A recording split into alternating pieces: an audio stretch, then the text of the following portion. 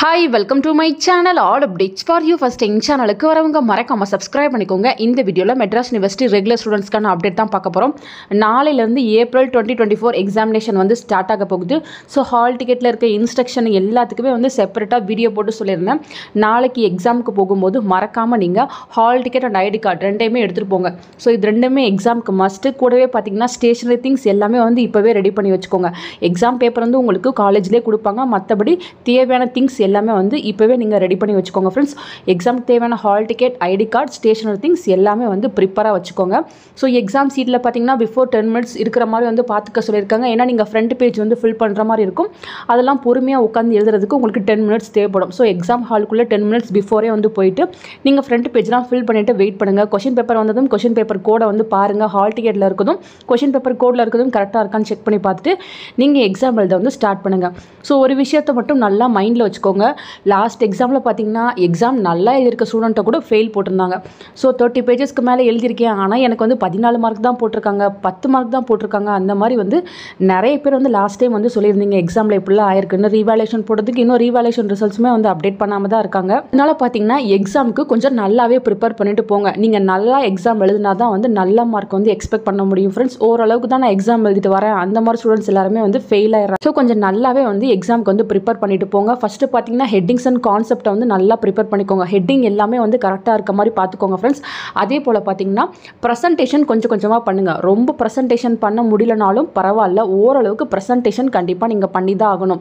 So blue black use பண்ணுங்கள். அதே போல் பார்த்தீங்கன்னா முக்கியமான பாயிண்ட்ஸை வந்து ஹைலைட் பண்ணி காட்டுங்க. கொஷின் நம்பரை வந்து கரெக்டாக எழுதுங்க. இப்போ வந்து ஒரு 10 மார்க் கொஷினில் 11A வந்து நீங்கள் எழுத போகிறீங்க அப்படின்னா கரெக்டாக 11 அதுக்கு கீழே வந்து A, இந்த மாதிரி வந்து கொஷின் நம்பரை வந்து கரெக்டாக போடுங்க. அதுவுமே ரொம்ப முக்கியம்.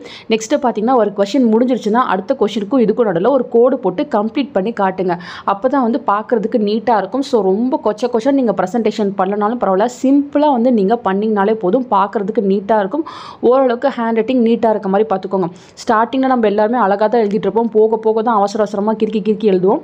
ஸோ அது ஒன்றும் ப்ராப்ளம் இல்லை. ஓரளவுக்கு ஒரு ஃபஸ்ட்டு 10 to 15 pages நீட்டாக இருக்க மாதிரி பார்த்துக்கோங்க. அதுக்கப்புறம் டைமிங் பொறுத்து நீங்கள் உட்காந்து பொறுமையாக எழுதுறது உங்களோட இஷ்டம் ஃப்ரெண்ட்ஸ். உங்களுக்கு 3 மணி நேரம் எக்ஸாம் இருக்க போகுதுன்னா முடிஞ்ச அளவு பார்த்தீங்கன்னா நீங்கள் எல்லா கொஷினுமே அட்டன் பண்ணுங்கள். எதையுமே வந்து விட்டுட்டு வந்துடாதீங்க. நான் எல்லாருக்குமே சொல்கிறது அதுதான்.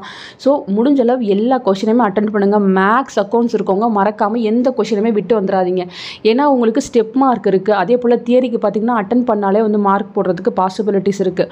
ஸோ நீங்கள் பார்த்தீங்கன்னா எதையுமே வந்து ஸ்கிப் பண்ணிடாதீங்க. முடிஞ்ச அளவு எல்லா கொஷினுமே வந்து அட்டன் பண்ணிட்டு வந்துருங்க. ஒரு கொஷினுக்கு எனக்கு வந்து 2 மார்க் அளவுக்கு தான் ஆன்சர் தெரியுது அப்படின்னா நீங்கள் அதையே வந்து டெவலப் பண்ணி எழுதி வைங்க. நிறைய ஹெட்டிங்ஸ்லாம் போட்டு உங்களுக்கு தெரிஞ்சதை எழுதி வச்சுட்டு வந்துருங்க ஃப்ரெண்ட்ஸ். எதையுமே வந்து ஸ்கிப் பண்ணிட்டு வந்துடாதீங்க. அதே போல் ரொம்ப முக்கியமானது பார்த்தீங்கன்னா உங்களுக்கு எந்த செக்ஷன் நல்லா தெரியுதோ அதை வந்து எழுதுங்க. உங்கள் கொஷின் பேப்பர் பேட்டர்ன் வந்து எனக்கு இப்போ தெரியல. ஸோ உங்களுக்கு பார்ட் ஏ இருக்குது, பார்ட் பி இருக்குது, பார்ட் சி இருக்குது அப்படின்னா, ஸோ எனக்கு வந்து பிக் கொஷின்ஸ் எல்லாமே வந்து நல்லா தெரியுது அப்படின்னா நீங்கள் அதை ஃபஸ்ட்டு எழுதுங்க. இல்லை எனக்கு 2 மார்க்ஸ் தான் நல்லா தெரியுது அப்படின்னா அதில் வந்து ஸ்டார்ட் பண்ணுங்கள். எனக்கு வந்து 3 2 மார்க் தெரியுது, எனக்கு வந்து 2 பிக் கொஷின் தெரியுது, அது போல் நீங்கள் மிக்ஸ் பண்ணி மட்டும் எழுதிடாதீங்க. அது உங்களுக்கு பேட் இம்ப்ரெஷனை உண்டாக்கும். ஸோ எந்த செக்ஷன் நல்லா தெரியுதோ அதை வந்து எழுதிட்டு அதுக்கப்புறம் அடுத்த செக்ஷனுக்கு வந்து போங்க. அதே போல் பார்த்தீங்கன்னா டைமிங் செட் பண்ணிக்கோங்க. இப்போ 10 2 மார்க் எழுத போகிறீங்கன்னா அதுக்கு வந்து ஒரு ½ an hour, அதுக்குள்ளே வந்து 10 2 மார்க்ஸ் எழுதணும். அந்த மாதிரி மைண்ட் செட் பண்ணிவிட்டு எழுதுங்க. ஸோ ஒவ்வொரு கொஷினுக்கும் இவ்வளோ டைமிங் வந்து எடுத்துக்கிட்டால் கரெக்டாக இருக்கும். எது நல்லா தெரியுதோ அதை நீங்கள் ஃபாஸ்ட்டாக எழுதிடுவீங்க. தெரியாத கொஷினுக்கு தான் வந்து கொஞ்சம் ஸ்லோவாக எழுதுவீங்க. ஸோ எது நல்லா தெரியுதோ அதெல்லாமே கம்ப்ளீட் பண்ணி முடிச்சுக்கோங்க. லாஸ்ட்டில் பார்த்தீங்கன்னா எந்தெந்த கொஷின் எல்லாம் விட்டுருக்கீங்கன்னு பார்த்துட்டு அதை வந்து ஃபில் பண்ண வந்து ஸ்டார்ட் பண்ணிடுங்க ஃப்ரெண்ட்ஸ். ஸோ முடிஞ்சளவு பார்த்தீங்கன்னா நல்லாவே எக்ஸாம் எழுதுங்க.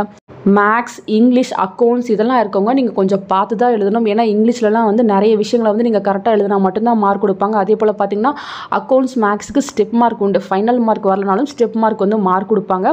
ஸோ முடிஞ்சளவு ஸ்டெப்ஸ்லாம் நிறையா டெவலப் பண்ணுங்கள். அதே போல் பார்த்தீங்கன்னா தியரி எக்ஸாம் எழுத போகிறீங்கன்னா நிறைய பேப்பர்ஸை நீங்கள் கண்டிப்பாக ஃபில் பண்ணி தான் ஆகணும். ஏன்னா நிறைய விஷயங்கள் நீங்கள் எழுதினா தான் தியரி பேப்பரில் உங்களுக்கு மார்க் கிடைக்கும்.